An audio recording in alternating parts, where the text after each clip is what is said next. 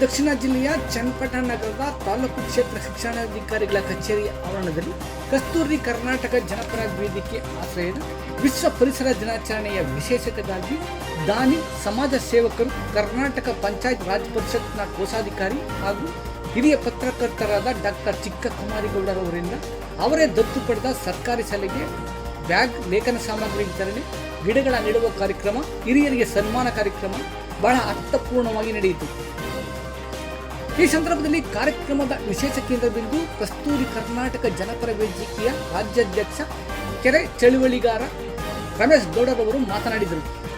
ಸಮಾಜ ಸೇವಾ ಗುಣವನ್ನೇ ಮೈಗೂಡಿಸಿಕೊಂಡಿರುವ ಮುತ್ಸದ್ದಿ ಹಿರಿಯರು, ಬುದ್ಧಿಜೀವಿಗಳಾದ ಡಾಕ್ಟರ್ ಚಿಕ್ಕಕುಮಾರಿಗೌಡರವರು ಸರ್ಕಾರಿ ಶಾಲೆಯನ್ನು ದತ್ತು ಪಡೆದು ಶಾಲೆಗೆ ಹಾಗೂ ಮಕ್ಕಳ ವಿದ್ಯಾಭ್ಯಾಸಕ್ಕೆ ಪೂರಕವಾಗಿ ಸವಲತ್ತುಗಳು ನೀಡುವುದರ ಜೊತೆಯಲ್ಲಿ ಬಿಒ ಕಚೇರಿಯ ಮೇಲ್ಭಾಗಕ್ಕೆ ಸುಸಜ್ಜಿತ ಮೇಲ್ಛಾವಣಿ ನಿರ್ಮಿಸಿಕೊಟ್ಟಿರುವುದು ಅವರಲ್ಲಿನ ಸಾಮಾಜಿಕ ತುಳಿತಕ್ಕೆ ಸಾಕ್ಷಿಯಾಗಿದೆ ಎಂದರು.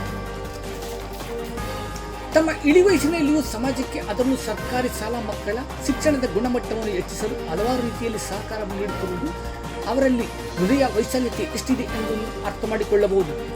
ಈ ಸಂದರ್ಭದಲ್ಲಿ ಮಾತನಾಡಿದ ಬಯಲುಸೀಮೆ ಪತ್ರಿಕೆ ಸಂಪಾದಕರು, ವಿಚಾರವಾದಿಗಳಾದ ಸುತಾ ರಾಮೇಗೌಡರವರು, ಡಾಕ್ಟರ್ ಚಿಕ್ಕಕುಮಾರಿಗೌಡರವರು ವ್ಯಕ್ತಿಯಲ್ಲ, ಅವರೊಂದು ಶಕ್ತಿ ಎಂದರೆ ತಪ್ಪಾಗಲಾರದು. ಅವರಲ್ಲಿನ ಸಾಮಾಜಿಕ ಕಳಕಳಿಯನ್ನು ಎಷ್ಟು ಪ್ರಶಂಸೆ ಮಾಡಿದರೂ ಕಡಿಮೆಯೇ ಎಂದರು. ತಾಲೂಕಿಗೆ ಹಲವಾರು ರೀತಿಯಲ್ಲಿ ಇವರ ದೇಣಿಗೆ ಅಗಾಧವಾಗಿದೆ. 80ರ ವಯೋದಲ್ಲಿಯೂ ಕೂಡ ಪಾರದರ್ಶಕವಾಗಿ ಕ್ರಿಯಾಶೀಲತೆ, ಲವಲವಿಕೆಯಿಂದ ಇರುವುದು ಅವರಲ್ಲಿನ ಸೇವಾ ಗುಣಕ್ಕೆ ಸಾಕ್ಷಿಯಾಗಿದೆ ಎಂದರು. ಈ ಸಂದರ್ಭದಲ್ಲಿ ಅತಿಥಿಗಳಿಗೆ ಸಾಲು ಹೊದಿಸಿ ಸನ್ಮಾನಿಸಲಾಯಿತು.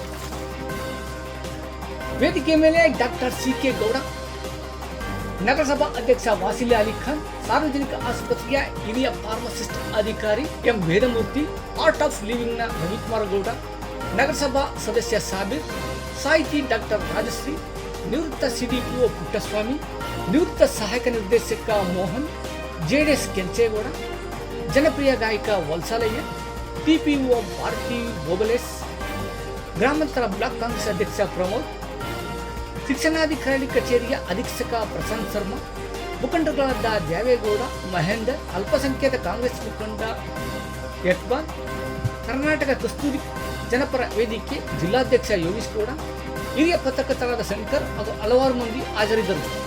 ಕಲಾವಿದರನ್ನು ಮತ್ತು ಬೇರೆ ಬೇರೆ ರಂಗಗಳಲ್ಲಿ ಕೆಲಸ ಮಾಡ್ತಕ್ಕಂಥವರನ್ನು ಗುರುತು ಮಾಡೋದಕ್ಕೆ ಸಾಧ್ಯ ಆಗುತ್ತಾ ಅಂತ ಯೋಚನೆ ಮಾಡಿ ಅಂತ. ಇನ್ನು 8 ದಿವಸದಲ್ಲಿ ಕನ್ನಡ ಸಾಹಿತ್ಯ ಪರಿಷತ್ನಲ್ಲಿ ಒಂದು ಪ್ರಶಸ್ತಿ ಸಹಿತ ಕೊಡು ಮಾಡ್ತಾ ಇದ್ದಾರೆ. ನಮ್ಮ ಕೆಂಚೇಗೌಡರು ಕಾಲದಿಂದ 40-30 ವರ್ಷದಿಂದ ತಾಲೂಕಿನ ಎಲ್ಲ ಹಳ್ಳಿಗಳ ಒಂದು ಇಂಚಿಂಚು ಮನೆ ಗೊತ್ತಿರೋದ್ರಿಂದ ಕೆಂಚೇಗೌಡ ಜಿಲ್ಲೆಗೆ ಕೆಂಚೇಗೌಡರು ಮಾತ್ರ ಕೂಡ ಬಂದಿದ್ದಾರೆ. 1 ವರ್ಷದಿಂದ ಮಾತ್ರ ಈಗ ನಮ್ಮ ಗೌಡರು